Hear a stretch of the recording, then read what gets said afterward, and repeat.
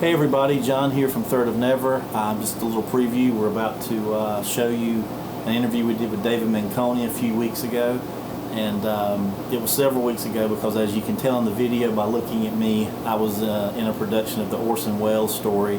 Had to put on a little weight for the role, but that's all better now. The release we're talking about is Damage the Pearl, the new Third of Never album. We've got it available on vinyl, CD, digital download, 8-track, cylinder, whatever you need. And for more information, go to thirdofnever.com. Hope you enjoy it. All right, well, here we are with the Third of Never interview. Yes.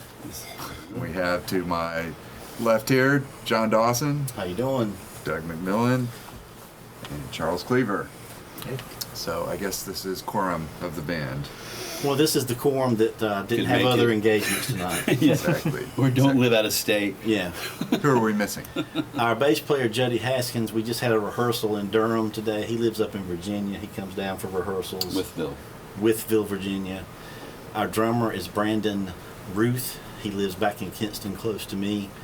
His daughter had a birthday function tonight, so after rehearsal, he hit the road. Yeah, All right. And these, I had the... We had nothing going on. Yes. Not a thing. Here we are. Free Popeyes in an interview. So, All right. No birthdays. Booyah. Free Popeyes. yep. Amedio's was backed up to Canada, so we went to Popeyes. Oh, no, yeah, you're not getting in there. So why don't you hit me with the Third of Never origin story? Are you from Kinston? Are you from LaGrange? Are you from somewhere else? Bucklesbury? From parts unknown. No, I'm from Bucklesbury, which is a subset of LaGrange, which is close to, I always say Kinston because most people know where Kinston I is. like subset. So, yeah. And the band started when I went to ECU. Jody Haskins he's an original member, and we started playing around ECU, and then we played all those places and started playing down in Georgia a little bit, and then we had a nice triangle of Greenville, Atlanta, Charlotte worked out. And this is what year? Just out of curiosity. 1990. I can't remember. Oh, that long ago? Okay. I can't remember So exactly. 30 years ago. It's been a more or long less. time. Damn, dude. And I didn't know it was that long. Sorry. and there was a tour booked up the East Coast, and a couple of members kind of didn't have the stomach to do it, so I kind of regrouped in, of all places, New Jersey. They flaked out on you is what they did. Well, it was hard finding musicians to play the way I wanted to play in Greenville, because at the time The school bus was purple? Purple School Bus was big, and Fish was big, and those guys are amazing musicians, but it's not what I wanted to do. And I got... Makes sense, like you couldn't find anybody. Yeah. And I was a big Smithereens fan, and their guitar player, Jim Babjack, had a side project called Buzzed Meg. I didn't know about that. And the single off of it was a Pretty Dream. And I was looking at the liner notes, and it said recorded at the House of Vibes in New Jersey. The guy singing was Kurt Ryle from the Gripweeds. Oh, right. And I loved the way everyone played on that record is the way I wanted the people on my record to play. So I just called him up and I said, "Do you want to make a record?" And I sent them demos, and I'm giving the short version here. But, That's all right. we ended up, the band relocated to New Jersey. I just did a lot of Amtrakking. But in my mind, one show in New York was worth 5 down here. Yeah. Was the way I thought anyway. And did that for 10 years. John Bundrick from The Who ended up playing keyboards on all the records. He's on the new album coming out also. Is that Rabbit? That's Rabbit. And some of the Smithereens are a guest on our first couple of records a little bit. I just got to play with a lot of heroes of mine. And the commuting was a pain in the ass. I'm sure, man. But Yeah. once I got there, it was really cool to be able to sit on the couch with Pat Denizio and talk about songwriting, and he asked me, what is that song about? He actually, if he didn't care, he acted like he did, which was enough for me. And then I got to tell him, what his music meant to me, and he told stories that I will never repeat. I'll take them to my grave. But they're fantastic stories. Oh. There's some Julian Lennon stuff that'll just peel the paint off the wall. Right, you don't Yeah, you teased us. tempting us. Yeah, for a small fee. No, I wouldn't do that. But after a while, So this is 1990, still 90s? we're into the 2000s. Made Okay. 3 records up there. Played up there a lot. Played a lot of festivals. The albums got, the radio campaigns were done by Powderfinger out of Boston. They did a really good job. We had some kind of regional college hits in different places, and even in Europe we got some decent radio play. But it just got to the point where logistically it was insane. Yeah. And I wanted to put the band back together down here.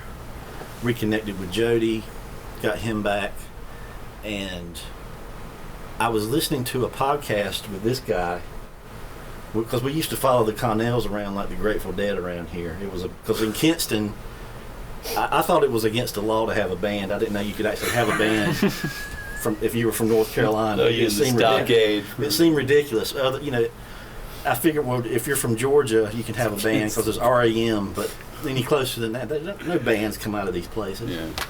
But we used to follow the Connells all over the place, and I heard him. This was a podcast from 2015, 2018. I can't remember now. Yeah. But the interviewer was. You were talking about playing at a stadium with Def Leppard in Europe. Yeah, with the Piazza in Rome. And I missed that show. It was amazing. You were selling Ted Nugent T-shirts. Oh yeah. Yeah, that was you. I had tickets, but The bootleg Teds. But somehow the conversation got. You said something to the effect of, you didn't go down to their dressing room, but you wish you would have because you said they wrote great hooks, and you used that song "Love Bites" as an example. Steve Clark was the guy I wanted to meet because he was the guy, but he had died.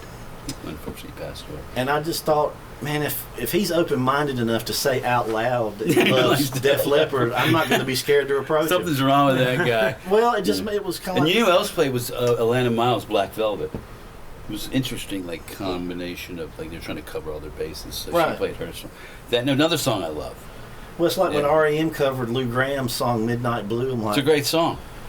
so it just made me think this guy has no pretension about him at all. I'm going to contact him. And I got it with your manager, who got it with you. I sent some demos for another record. I had finished one song, but I had another 9 that were in Right, pieces. And I basically conned him into joining and being our singer. And that's kind of where we are right There's now. no conning. I liked your songs. It was very simple. Yeah, we met at the Bojangles and then went to the Near, Flying Saucer. We were recording Overdub Lane, and I had to just walk up to the Bojangles and meet this guy. So I went, I was bouncing around, but it was like, it was cool, man. It was like, and what did we do? Where did we go? That's a very North Carolina thing. Meet me at the Bojangles at the corner, exactly. which one? Yeah. The one closest to the Flying Saucer. The one closest to the recording studio. So, what did we end up doing that night? Went to the Flying Saucer, and then we were talking about you hadn't seen so and so in years, and then you turned over your shoulder and he was at the bar. I remember that. Who was that? I wonder. I don't know if it was Potak or somebody. No one Potak. I can't remember, but There was there was a lot of eerie things that happened that made me think it was going to click, and it did. Thank God. And we made the record primarily at Earth Tone Studios in Greensboro. Benji Johnson. That's a good studio. He's a phenomenal producer. He is. And if we wanted to do something weird, he didn't jump back. He just said, "Okay, well, let's figure out how to do it." And he's good with recording vocals too, as I recall. yeah, you guys come up with some great stuff. We clicked. And he does a lot of voice replacement work for The Living Dead, Walking Dead, and one of those Mandalorian Star Wars shows. He does a lot of that stuff. Oh. Yeah. And who's the blues guy? Eric. He was up for a Grammy last year. Sure. Eric Gale. Clapton. Eric Gales. Eric Gales. Oh, Eric Gale. That guy's good. Yeah, he does a lot of work there. So he's. But anyway, we made the record there, and it came out great. Steve Potak from the Connells also played keyboards along with Rabbit. And Potak was going to be part of the live band, but he up and decided to move out west. That's another story. That's another story. And just in time for the hurricane, or was this afterwards? He is family in Denver. Oh, way out west. Yeah. Okay. Yeah, I was thinking. not Asheville. I was thinking Asheville. All right. Yeah, I'll never see him again. Right. That's a good point. And Tim Harper, their sound guy and engineer, I said, "Can you think of somebody as good as Potak?" And he suggested Charles Cleaver over here, and he was right. And we played at the Poorhouse, I guess a month ago now, and it went down really well. Yeah. and we've already rehearsed probably 5 or 6 songs for the next album while we're working on the release of this album. So, I think Benji had on, as first or second time we went to record there, he had on a Def Leppard shirt. Yeah, It's like these little signs, man. Well, I pulled up to the parking lot the first time, and he had a mohawk and a Def Leppard jacket. I'm like, man, this isn't going to work. Yeah, I know. But we got in there and started talking about our mutual favorite producer is Daniel Lanois. So I'm like, okay, we clicked, and he showed me all these Daniel Lanois things, and here's a record he made with one microphone hanging from the ceiling. And he's fantastic. And he did that project with Mike Watt. Yeah, he's in a band with Mike Watt. There's a lot of things going on. He's got a lot of cool irons in the fire. So, and now this is the first album we're doing vinyl. The Poorhouse is pressing the vinyl for us. Huh? Yeah, and that's been a good experience. So we're, diving in head first. So you're one of the busiest keyboard players around here. He has to be. Well, what all bands are you in right now? Let's see. Yeah, usually when people ask me that, I have to pull up my calendar and kind of see helps. what's the next thing coming up. Obviously, these guys. It's play with a band called Lemon Sparks. Mm-hmm. That's all original music. I'm joining my friends in the band Jack the Radio next weekend for a show at King's. Oh, good. So yeah, that'll be fun. So yeah, kind of a mixture of things like this, where it's more of a long-term kind of building, a new record and new songs and new arrangements, and then a lot of bands I play with. I just join them for occasional shows or in the studio for certain things and stuff like that. Mm-hmm. But Charles knows a lot of songs. Yeah, learned and rehearsed. So I don't know how I remember. You're too young to know that. So it's we have a good time. So is it cool to get to play Rabbit's keyboard parts from the record? Oh, it's great. Yeah, such incredible keyboard parts and just so well so well conceived and fun to play. And he's also doing his own stuff. He'll kind of use that as a starting point. Sure, yeah. But we're doing a lot of, I'm not going to say jamming, because improvisation and jamming are two different things. We're doing a lot of improvisation. Well, I'm jamming, so I don't know what. You actually know how to play. He's always jamming. If he's awake. We do a lot of improvisations, and he's doing a lot of his own thing. And the new songs we're working on for the next record, we just start playing, and by the second time we've played it, he's got keyboard parts that sound perfect already. It's very quick. Yeah, like playing those parts like they are on the record, but then we'll have like a 7-minute long open-ended, free-form sort of exploration of the space. Maybe the best minute and a half of that, and we'll say, hey, let's do that again sometime. Yeah. It's really fun getting in a room and playing these songs with these guys, because you were saying that there's no pretension about what it should sound like, or what it has, what it's supposed to sound like, or anything like that. We may have just gotten done talking about Olivia Newton-John for 10 minutes. Oh yeah, man. And that will creep in. And that will creep in to a song where I'm playing more of like a Deep Purple, organ line, and then I, arrive at delay pedal, and I'll try that. Nobody ever got further with less. Olivia Newton-John. Oh, God. Her looks didn't hurt either. Huh? She's very cute, but one time these guys went on an exploration, one of your odysseys, and I left. I got an Uber. You got the Uber. I pretended. I texted him and said, I'm he not here. He went to dinner, got a shave, and came back. I see the look in Doug's eyes, and he goes, "Oh yeah, this is the song where they do that. I'm gonna go." Yeah. But he's always back. I'm gonna join in the jam, I think, for the next song. Yeah. But thankfully, when we do it live, the people stay. They don't go to the bar. So we're like, okay, we're so far so good on that deal.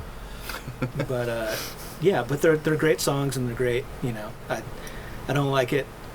I don't like to call songs vehicles, because they're songs. They're something. Yeah. They're more than that. But there are just a lot of opportunities to do cool things in these songs, and that's it's fun. The new songs we're working on now, the drummer and I get together.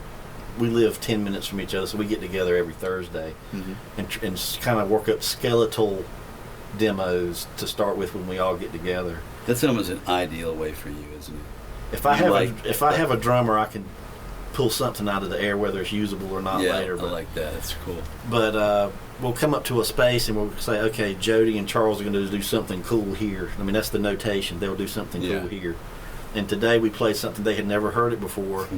and it was just a very skeletal thing, and they both ended up with this kind of merengue jazz something. Were you playing a harmony thing? With Jody's bass. Yeah. Oh yeah. Really cool. And Jody plays bass like a lead guitarist, Yeah. which in ours is pretty good because I'm 99.9% rhythm guy. But he plays. He's like the Entwistle of the East, as John Guy Bard likes to call him. So He's good. Entwistle of Eastern North Carolina. East Whistle. Gotcha, yeah. East Whistle. Yeah. Yeah. So are you Eastern North Carolina native? born and raised in LaGrange. In LaGrange, wow. It's a beautiful part of the world. And you obviously were hearing The Who growing up. Well, we picked up RDU when I was a kid. There was no college radio other than Lenore Community College had a college station, but it was some guy playing Foghat while he was smoking a joint. It wasn't like it was really cool. Nothing against Foghat, but it was, you were getting cutting edge stuff. Yeah. So the most cutting edge radio we got until I went off to college a little bit was WRDU. Mm-hmm. And those are in the days where they would get an album in and play maybe 6 or 7 cuts off of it. And it wasn't just beat the single to death. Right. But you couldn't get WZMB, didn't stretch that far? No, just too bad. But I heard I Can See for Miles when I was like 9 years old and just became obsessed with it, and it never shook. You know, sometimes you listen to stuff you listen to when you were a teenager. By the time you're an adult with lots of gray hair, your taste change. But like Olivia Newton-John. But you know, when they put out that Who Lifehouse box last year that was the size of a Lincoln, I had mine the day it came out. I just can't. He was the first guy. So. Oh man, I love it because I'm a big Who fan. So that was nice to like hear about that. So we're always talking about stuff. Yeah, I had the Who's Next 8-track tape. Oh really? The 8-track. Well, he said he was big when he was in college. You said Quadrophenia and Empty Glass. U2 and the Clash. Yeah. But mostly I listened to Quadrophenia, like kind of maybe a little too much. When I was in high school, I had a denim jacket like this, and I kept a cassette of Quadrophenia in the coat. That's so awesome. You know, just to have a religious artifact on your person. Just to have it on. At all times. Yeah. Like it's also it give you strength. Something. It was like my spinach, I guess. But it was, we just ate it pop. I felt better knowing it was there. So how did you, with Rabbit? I mean, that's a great. Tell me how that happened. You want the real story or a made up one? This is your show. Whatever you want to put out there. There you go. The real story. The real story is kind of boring. It's on our first album. I was trying to think of a way. I'm like, okay, I've got enough money to make the album, because I wanted it to. I didn't want it to be like that CD you've got on the top there. Somebody recorded in their basement, and it sounds like it was drugged through the mud. But wanted a real album with a real producer, so I figured that out financially. And I was trying to think of something that would draw people to the album that wouldn't cost me, because I didn't have money for a video or a tour outside of New Jersey or Philadelphia area. So I said, why don't we do Let My Love Open the Door as if the Who would have done it? Yeah. Because Pete was trying to get away from that for a while, and so we recorded it. Well, this is how the Who would have done it. So when people go to iTunes or something and look up that song, periodically they would find us and go to the album. That was my thinking. Guitar, drum, like you're playing like a 4-piece rock band. Yeah. And it did work because it was pulled for a movie. It was written by 2 David Letterman writers, and it had Will Forte and I think Seth Meyer. Two SNL guys were in it. 2 Letterman guys wrote it. Don Johnson had one scene in it, and it was filmed in Wilmington. And they pulled the song for the movie, and we signed a contract. You'll get this amount if we use it in the movie. You'll get this amount if we put it in the credits. Sure. And they were going to use one of our original songs, Redneck Riviera, which actually was sort of a college radio hit off the first record. It's a catchy song, man. They offered us much less money for that one, but it was still thousands to us. It was a big deal to get chosen. It was enough money to pay for the record and make another one. Yeah. Is the way I looked at it. Mm-hmm. So they were going to take 2 of our songs, put them in the movie. They shot the movie, sent us clips with the songs in the movie. Right. It went to a Canadian comedy festival. They screened it with the song in it. So I'm like, well, we're gold. We're going to be getting a little scratch. Canadian dollars. Well, I've told you about that. Script. Yeah. Script. AMC Theater Love that gift word. cards. Yeah. Day old popcorn. it goes to a producer in New York, and he says, we got to cut 80 grand out of the budget. So they cut all the original songs out and let somebody put a generic keyboard soundtrack in it. So we went from about a $25,000 thing to nothing in a day. But I'm not bitter at all. No, well, that's what you get for you jinxed it. You get too excited, and I told you about that. And then we were supposed to perform on Pete Townsend and his wife Rachel. They had this thing called In the Attic when the Who went on tour for Endless Wire. They were doing live broadcasts from a little like an RV or something? Airstream trailer before the show every day, and like Adele performed, and Jack White and Rabbit convinced them to let us do a set with them. We were going to go on and do Bag of Boxes from the first album because that was the biggest radio hit. And it streamed. And Rabbit played on it. So we go to New York to do it, and we get there and they say, well, there's a union thing. You can't do it because of a union rule. Yeah. But they still do the show, and David Bowie walks through and looks at the camera and waves at it and keeps going. So we got to witness that. But wow. I didn't know that. So, yeah. Damn, dude. So that's how the first album went. But it got a lot of great reviews, and it sold well. And it is. I'm telling you, it's nice that they actually were selecting you, but just the powers that be get in the way. Yeah, the unions and the budget guys. It's like, damn it. I'll stop talking now before I swallow my own face. Just take a deep breath. Yeah. Swallow my own face. Yeah. So, we talked. You spoke of how Doug entered the picture. Yes. At Bojangles. And y'all were talking about compositional methods and practices. Yeah, in the midst of all that too. Anything else you want to say about kind of how y'all pull material together? I had one song finished, but the other 9, we went to the Connell's rehearsal space, and I had a boombox and a CD of the tracks, and just hit play, and he would mumble. If he had a melody idea, he would just start mumbling it to gibberish, and I had a recorder recording it. And then I would go home and start writing lyrics to his melody ideas, and then we just put them together that way. And it was very organic. It was organic, but it was easy. I thought it would have been There's melodies in there, man. They're easy to find. It's good songs. So it was very. I was looking forward to the process, but my only issue was it went by so quick. That's why we've already started another record. The writing it and making the stuff appear out of nowhere is just as fun to me as playing live. So now, is that generally how y'all have done material for past records? For vocals? I would say so. Yeah, we would. I always try to make the music stand as an instrumental by itself first.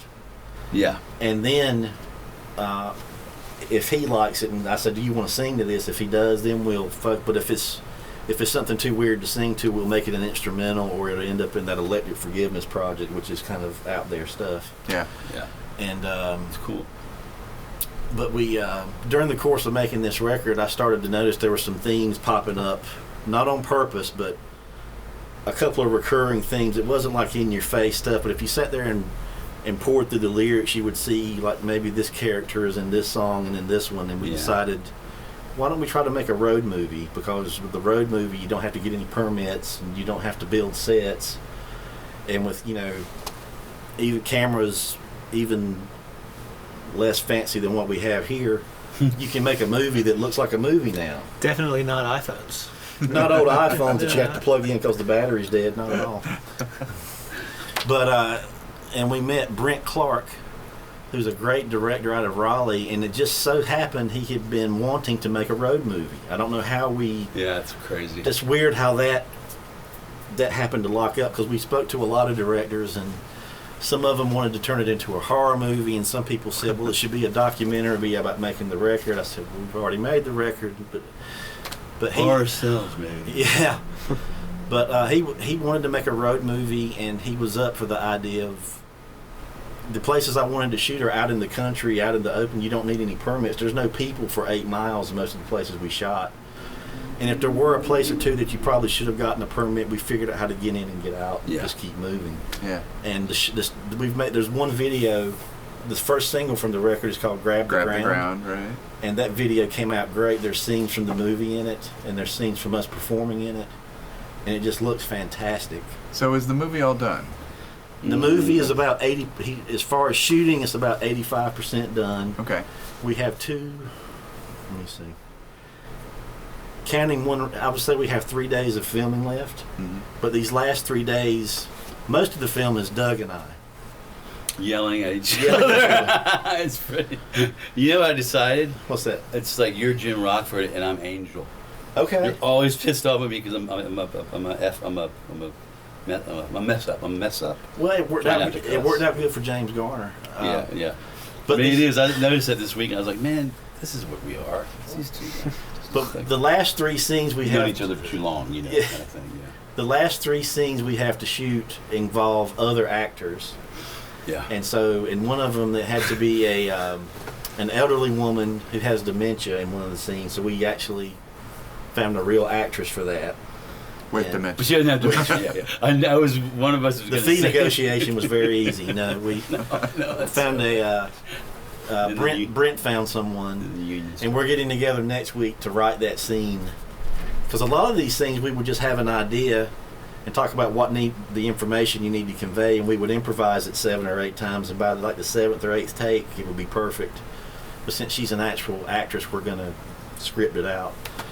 But the movie should be out for some festivals sometime later in the year, but the record will be out first. The record should be out June, July, something like that. Okay. And we're doing vinyl, that's why I can't say precisely Yeah. Right. what. Yeah. So what about this previous film, Electric Forgiveness? What's that?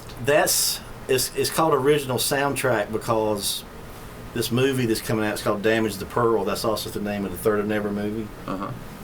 The Third of Never album is going to be songs from the movie. The Electric Forgiveness stuff is going to be the score. Okay. So if there's a Yeah. scene where there's just music and not a song, it'll be Electric Forgiveness stuff, I see. which is It's ready made for cues. it was Yeah, basically yeah. a soundtrack without a movie. So we decided to make the soundtrack. And now we're doing the movie for it. It worked. It's So this is like your quadrophenia? It's not long enough. No, Well, the movies. Yeah. If I you guess take the they- Electric yeah. Forgiveness album and the Third of Never Maybe album, it is. Yeah. and kind of because at one point we were going to put them out at the same time, but I'm like, that's insane. Well, actually, he talked me into letting me know it was insane.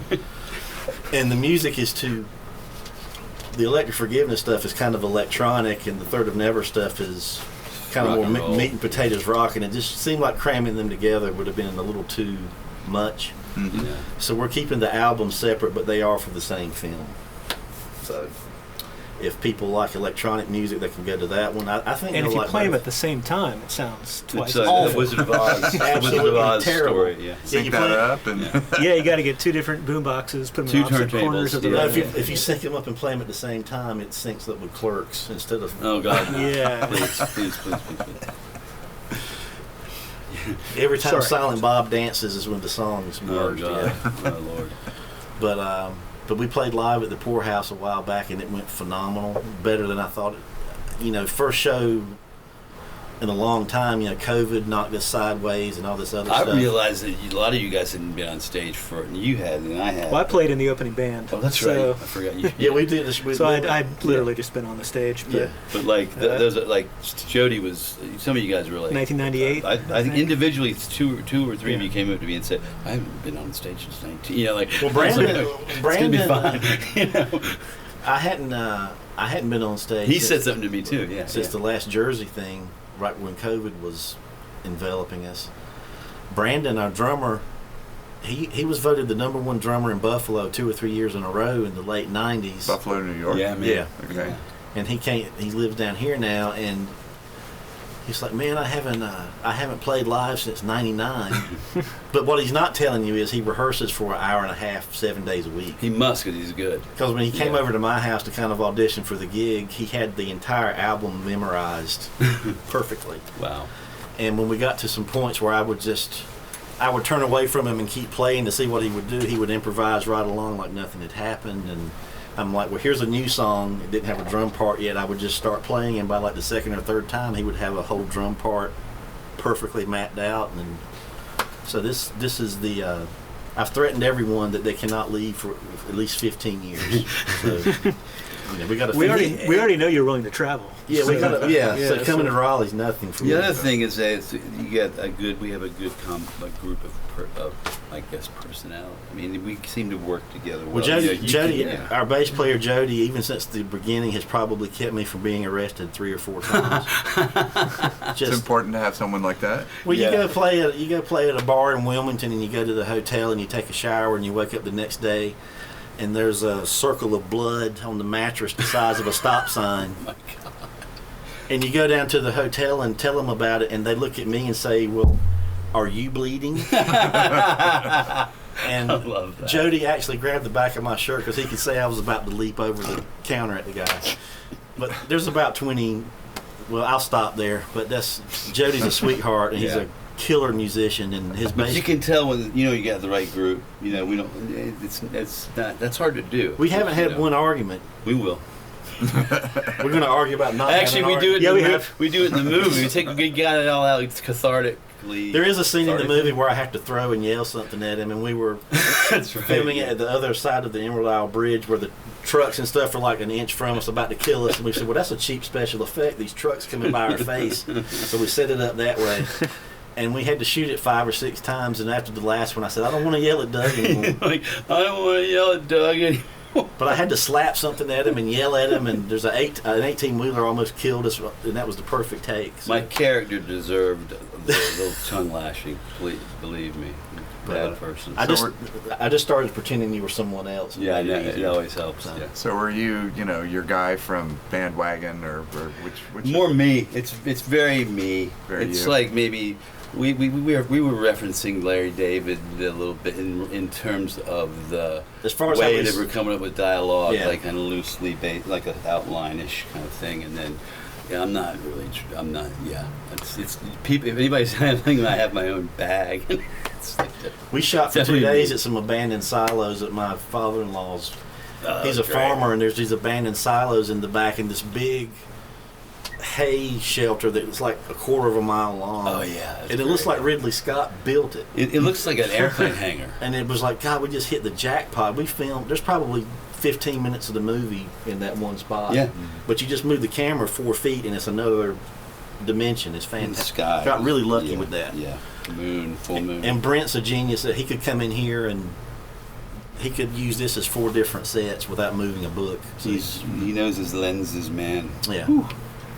So Doug, what are the odds that the Connells might fire back up and then cause scheduling problems? Oh, we already had scheduling problems. Yeah. What is the latest from the Connells orbit of showbiz? We are working on writing songs. Okay. And I'm not exactly sure what we're going to do with them, but I guess. If you haven't heard their last album, Stedman's Wake, you should go listen to it. It's very good. Thanks. Yeah. That was. That's where you just put it on and let it go. You don't skip anything. That's nice. I appreciate you saying that. This has been so much fun, and plus, like, the thing about singing is that if you don't do it, it goes away. I think you got to keep doing it. And I'm not one who's going to be doing scales. I probably should, but. So we annoy him into doing enough stuff. Between the Connells and us, he sings a lot. Yeah, it's good. It was surreal doing that first show with you at the poorhouse, because I'm like, that was a blast. Yeah, I used to follow this guy around. There would be 8 of us in the back of a station wagon laying down to go to see these shows and stuff. I love that. And just to turn around and say, "Oh, that guy's singing with me now." It's just like, pay attention. Very cool. Play the guitar. Doug, you were singing songs in between the songs too. Oh yeah, I've been known to do that. I play in a lot of different tunings, and we've got something worked out where I'm changing my tuning to open C or something like that. He'll do a cappella version of Rio or something like that. It works. And then it works with the detuning. And then we'll reference Rio during one of our improvisations later. Yes. You got to keep nothing wasted. Roll the theme. Yeah. So who else is in Mommy nowadays? You mentioned that's a good question. A possible Mother's Day that's show. Another thing I'm trying to figure out. It's not the restaurant. Paul Seiler and Cheedy Kumar have not Garland. Aja. Yeah. They have a Mother's Day during the day thing, and we'll be playing outside. But right now, So hopefully most of the original guys will be there. But Ben, Bo. yes. All right. We still got to figure out Brian Quast. We're trying to. Yeah, we got to call Brian Quast. It's about playing some drums. But yeah, I saw Ben last night, and I was like, we need to start figuring this out. May's coming. That's true. It's much closer than I thought. Well, it's already March. I know, man. I know. I got it. May's getting busy, but that'll be fun. We always joke about creating a band called Mommy Blue for like material more for adults. So I might try to transition into that.